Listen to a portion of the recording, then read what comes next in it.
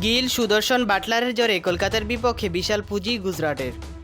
Kolkata night Riders কেকেআরের অধিনায়ক Ajinkya Raihan toss জিতে batting না নিয়ে যে ভুল করেছেন সেটি কিছুক্ষণের মধ্যে বুঝিয়ে দিয়েছে গুজরাট টাইটান্সের শুভমান গিল, সাই সুদর্শন ও জস বাটলার। সোমবার কলকাতার ঘরের মাঠে ইডেন গার্ডেন্সে 3 ব্যাটারের ঝড়ে 3 উইকেটে 198 রান করেছে গুজরাট টাইটান্স।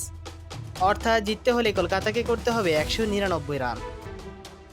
টস ছেড়ে ব্যাটিংয়ে নেমে উদ্বোধনী জুটি করেন 75 বলে 114 রান তোলেন গিল ও সুদর্শন।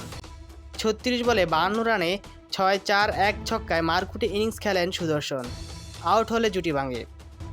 দ্বিতীয় উইকেটে বাটলারকে নিয়ে 33 বলে 58 রানের জুটি করেন গিল। বিধ্বংসী ব্যাটিংয়ে 55 বলে 90 রান 10-4-3 ছক্কায় করে সাজঘরে ফিরে যান গুজরাটের অধিনায়ক। শেষ দিকে পুঁজি বাড়িয়ে নিতে অবদান রাখেন বাটলার। 23 বলে অপরাজিত 41 রান করেন ডানহাতি ইংলিশ ব্যাটার। 5 বলে 11 রানের অবদান রাখেন শাহরুখ খানের। কলকাতার হয়ে একটি করে উইকেট শিকার করেন বৈভব অরোরা, আন্দ্রে রাসেল ও হর্ষিত রানা। যারা চ্যানেলটা এখনও সাবস্ক্রাইব করেনি তারা চ্যানেলটা এখনও সাবস্ক্রাইব করুন এবং পাশে থাকা বেল আইকনটি বাজিয়ে দিন। ধন্যবাদ।